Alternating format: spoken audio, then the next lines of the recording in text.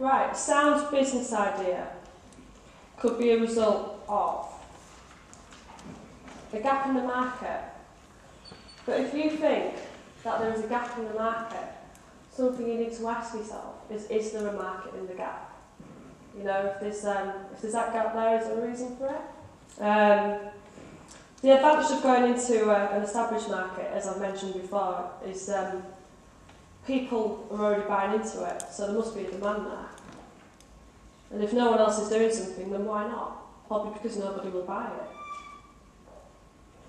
Demand's been greater than supply.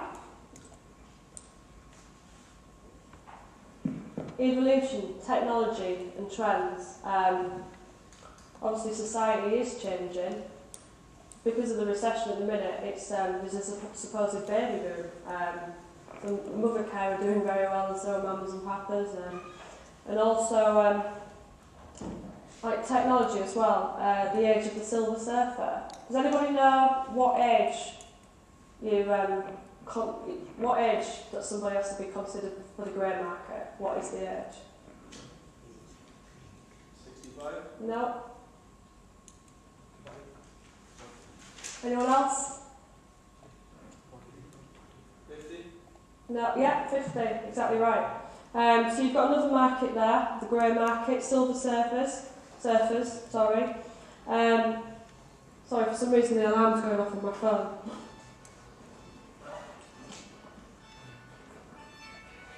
I don't know why my alarm is set for 6:15, I've got no idea, I apologise about that. Okay, slight distraction there. So yeah, the trends, silver surfers. You've got companies like Saga who will only deal with that age group. Expertise and an interest in a specific field. It might be that you're a really keen horse rider and you want to give lessons. So you know, there's business ideas that stem from things that you've done, you know, all your life, or something that you've recently taken up, a hobby, an interest. There are lots of different reasons why people go into business, and quite a lot of the time it's because they're genuinely interested in the field that they go into. Or a combination of any of the above. Very few brand new ideas, especially most technology, replaces something which has been done or sold differently. But something which you should bear in mind is that a new business idea in the USA will tend to emerge a few years later over here in the UK. So you know, keep an eye on other markets and what they're doing. Examples of which are concierge services, life coaching, things which you probably never really heard of until they started doing it transatlantic.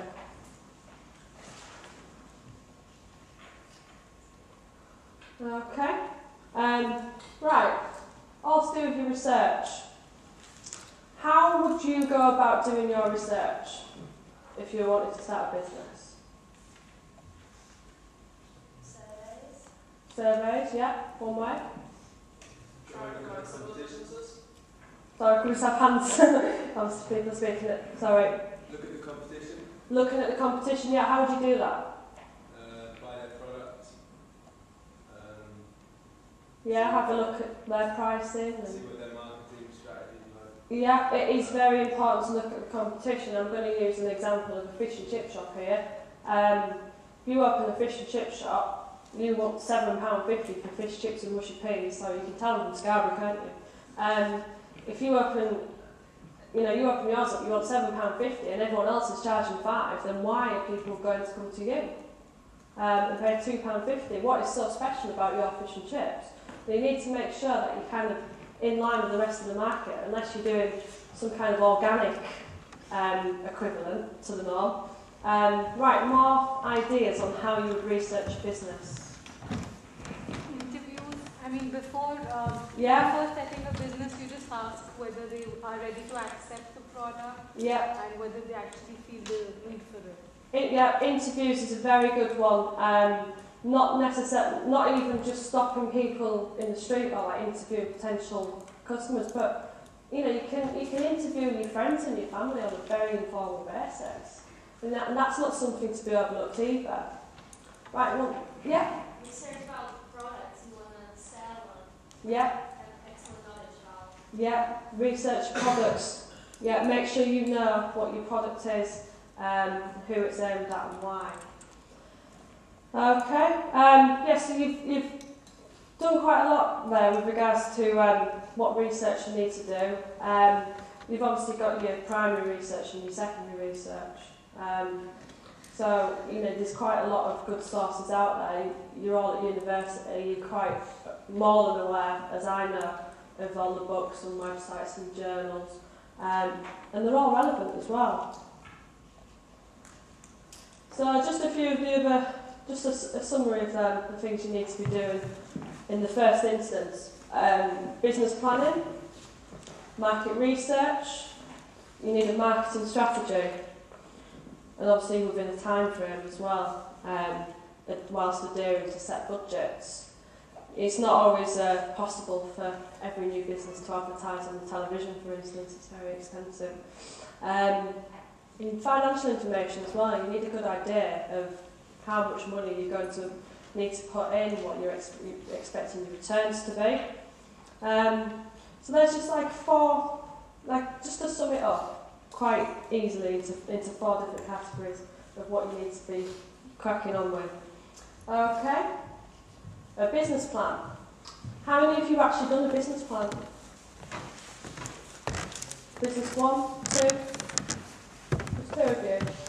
Right, a business plan basically tells a story in words.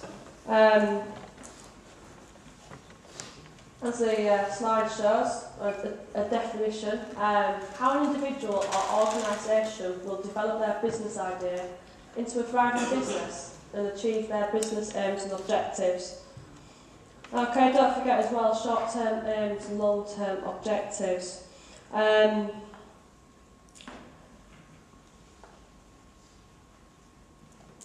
Do you plan to fail or do you fail to plan? Outline of a business plan. You need your idea. Okay, it's up to you how much depth you go into in your business plan. You can get templates like either online and just literally Google this business plan, or you can quite simply walk into a bank as a potential customer interested in opening a business account, and they've got quite a lot of packs, just CD-ROMs where you just literally fill in the gaps. So it's all done for you. Okay, so it's your idea, your credibility, your market research, what it is, who you're going to research, how and why. Your marketing plan, how you're going to go about achieving your marketing objectives and how your marketing is going to help to reach your aims and objectives as well. An operational plan, so like in the first instance, will you need any staff to start? Would you need to go out and buy a vehicle that you use for the business? The financial plan as well.